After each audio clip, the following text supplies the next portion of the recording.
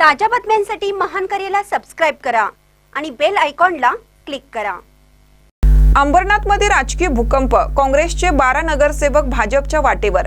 अंबरनाथ नगरपालिकेत नुकत्याच झालेल्या निवडणुकीत काँग्रेस पक्षाकडून निवडून आलेल्या 12 नगरसेवकांनी भारतीय जनता पक्षात प्रवेश करण्याचा निर्णय घेतलाय। येत्या 2 ते 3 दिवसात या नगरसेवकांना भाजपात प्रवेश दिला जाईल अशी माहिती भाजपचे प्रदेश अध्यक्ष रवींद्र चव्हाण यांनी ठाण्यात घेतलेल्या पत्रकार परिषदेत दिली। अंबरनाथच्या विकासाच्या मुद्द्यावर हे सर्व नगरसेवक भाजपात प्रवेश करत असल्याचंही त्यांनी सांगितलं।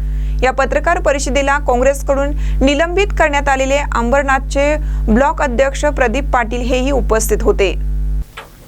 अंबरनाथ शहराच्या विकासासाठी नागरिकांना दिलेल्या आश्वासनाची पूर्तता करण्याच्या उद्देशाने काँग्रेसकडून निवडून आलेल्या 12 नगरसेवकांनी भाजपात प्रवेश करण्याचा निर्णय घेतल्याचे रवींद्र चव्हाण यांनी स्पष्ट केलं।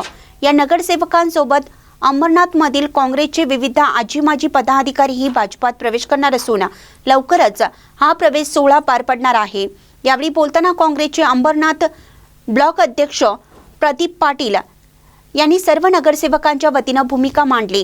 केवळ शहराच्या विकासासाठी आम्ही अंबरनाथ विकास आघाडी स्थापन केली होती, मात्र आमच्या प्रदेशाध्यक्षांची दिशाभूल करण्यात आली, त्यामुळे पक्षाने आम्हाला विश्वासात न घेता कारवाई केली। अंबरनाथ शहराच्या विकासाला प्राधान्य देत आम्ही भाजपात प्रवेश करण्याचा निर्णय घेतला असल्याचं पाटील यांनी सांगितलं।